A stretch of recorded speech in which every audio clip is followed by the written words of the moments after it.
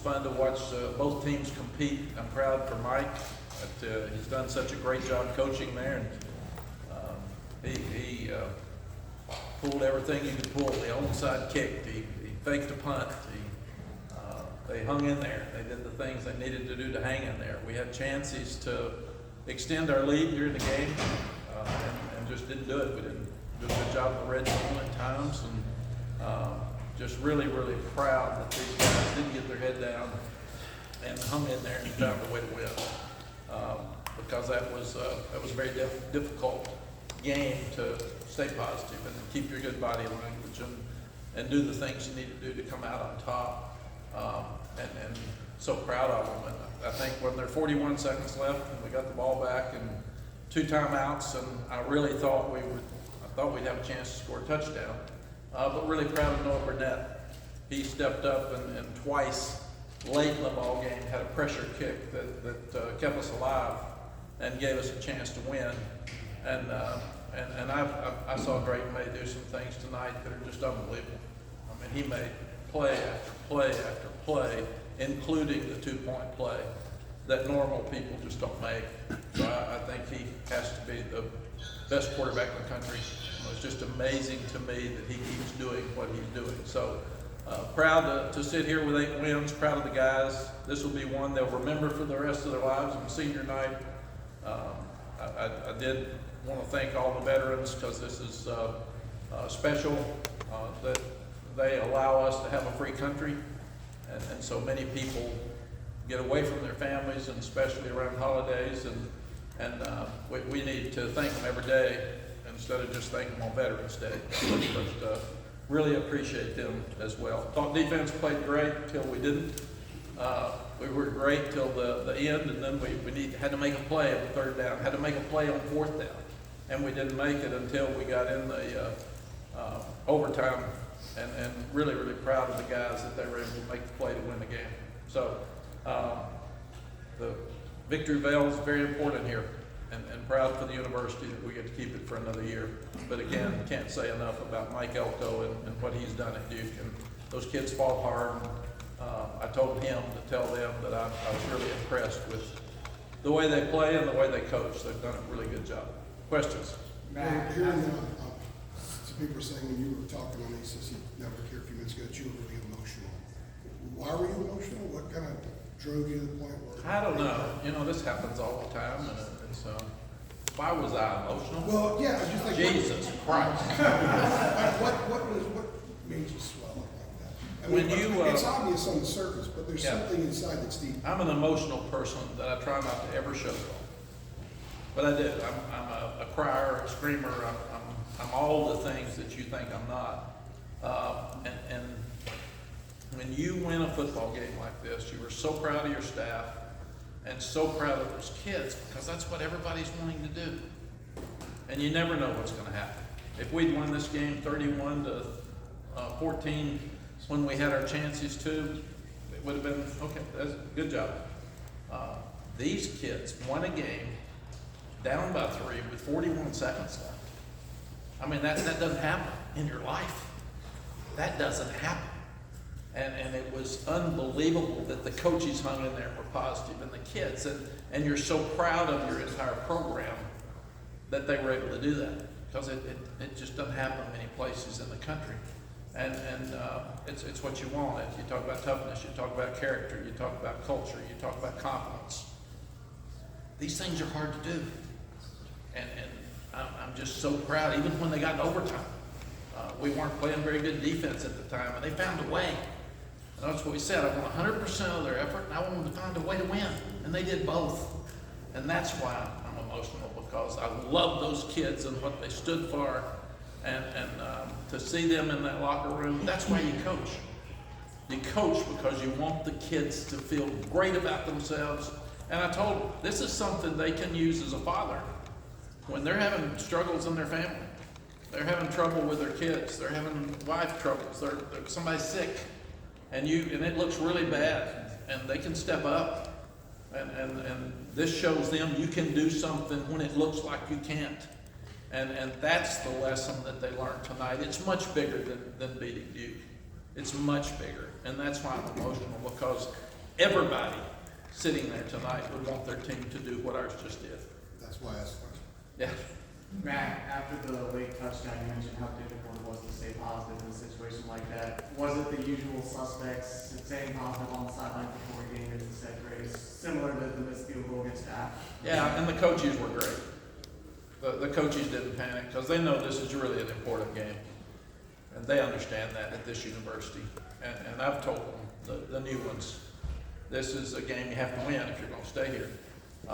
And the players understand that too. But they were positive on the sideline. And Sid Gray was so emotional after the game. I think I saw him before I got on TV, and that was another thing that Corey Gaynor is sitting in there staring at the bell right now. I mean, it's they don't even know it's past midnight or care. Were you thinking about the App game at all? The what? The App game, did you think that would you flash? No, that was 3 years ago. In my mind, it seems like. So I was thinking about beating Duke. That was it. Chip. I was gonna say, Drake kind of beat himself up after those two losses about not being able to get that fourth quarter drive. Tonight, having two of them in graduation, and the overtime. You've seen him play some big games before.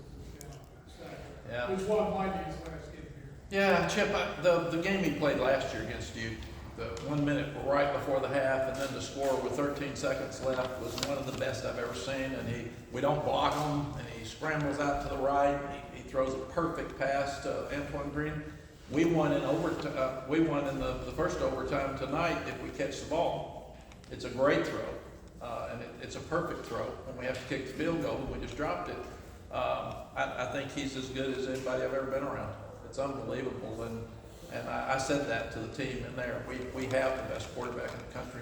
He is unbelievable, and just so proud of the way he played tonight. And he played with confidence, and he never even flinched.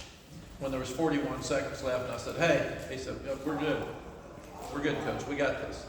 And I actually thought we might score a touchdown instead of have to go to overtime. So we had our chances. Matt, what was your view of the fourth down pass that Loftus hit to put them ahead with whatever 41 seconds was? I guess it was. Like, I mean, you guys look like you're in an all-out blitz there. He hits the thing, and Yeah. you think all those field goals were going to come back to haunt you at that point? Yeah, yes, and yes. I told Gene that we've talked about it. I want to be aggressive on defense, and if you are, you're going to get the ball thrown over your head some. But I didn't want to run the ball, and it was a double move, and it was he got hit while he was throwing it. He made a perfect throw. In fact, I thought he played so well as a freshman under pressure. He did some really, really good things tonight. But I said, come man, I want you being aggressive. And I think the last play we came after him. I mean, that's who we've got to be. We've got to be aggressive for the next two games to get where we want to get. Like, obviously, timeout before that play.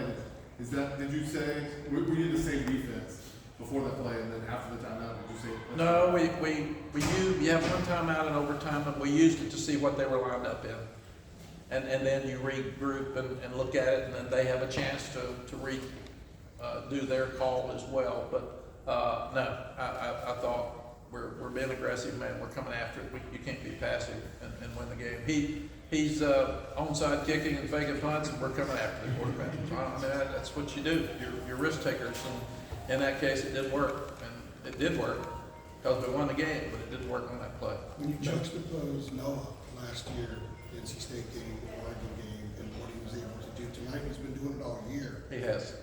Why is he going to do? What is it? I think you're What's older. that next layer that is? Yeah. Sometimes in all of our lives, when you mess something up and it doesn't work out like you want it to, you have to learn from it and improve. And I had to talk to Justin Tucker, for instance, and one of the things the kids asked is, what do you do after you miss a kick? And I think Justin said, I've never missed one, which was probably true. I don't remember him missing one for me. But then Noah has put himself in this position so many times that he's kicked it like this all year, and was a difference in this game tonight. I didn't get a chance to see it because it was so crazy out there, but I'm going to make sure that I find him fast and congratulate him on a great way to finish that game. We got time for one more. Mac, obviously, this one's We fresh. got time for three more. You guys, had the early 12-point lead in the fourth quarter, and then you kind of from there went back and forth. Kind of, I guess, with this game and also the next couple of mine, what are some things that you think you guys can do differently to kind of, pull away, a little bit sooner in the game? I don't have any idea. If I did, we would have done it tonight. We're up by 13, and then they come and score, and then we have a 3-and-out. If you ask me if I'd rather, I told the offense I'd rather you go down and score and answer, and they had a 3-and-out. That's how hard my job is. And they said sorry. I got it. Me too. I'm sorry too. So I don't know. I don't know what you do. You coach your butt off, and you try to stay positive, and you try to have the kids learn from everything they do. And you sit here and you've won 8 times, you've lost 2, and you kill yourself over the 2 and don't take enough credit for the 8. So that's what you do. But there are a lot of teams that didn't finish right today and wish they'd won their game like we did. Yes, ma'am. Just wanted to ask briefly, who's the first player that you found after the game, and what did you say to them? Oh, gosh. If you remember. I think said Corey Gaynor, those kids, because the students just were all around. I couldn't even hear when I was crying. I couldn't hear the questions. I was just crying. But the students were all over the place. So I think Adam, did you have one, or Charlie? Mack, you just won the game, just talk about that court storm, that field storming by your fans. Yeah. That had been great. One of this sounds a little crazy, but one of the things that young people love when they go to a university is to celebrate and party after a win. And I saw this at Wake Forest a couple of years ago when they were 10th in the country. I think we carried a goalpost down to Franklin Street against Georgia Tech in the early 90s when they were really good, maybe 94 or something like that. And to see I didn't even see them, but we couldn't even get off the field. And that's fun. That's fun for those students, and they'll remember this the rest of their lives, and that's what you want to do. You want to give them some gifts, and they stayed and fought for it, and they competed for us all year. Love the fact that over time that we won right in front of them, and they made a difference in the game, so that was a lot of fun. Yes, quickly. Coach Brown, I mean no disrespect with this question, but obviously Duke versus North Carolina always delivers in basketball. But how validating is it for you as a coach for now back-to-back seasons for Duke and North Carolina to deliver on the football field? Yeah, it's delivered 3 of the 5 years I've been back. The first year was 18 seconds when the game was over. Last year was 13 seconds, and then probably 7 when it was over, and tonight's double overtime. So it's a great series. These kids are going to play their tail off, and we've said you don't want to lose close to home because it smells, and you have to live with it. And that's important that you win this game. All right, thanks, guys. Thanks, Coach. Adam, real quick. Okay, good. See you Monday.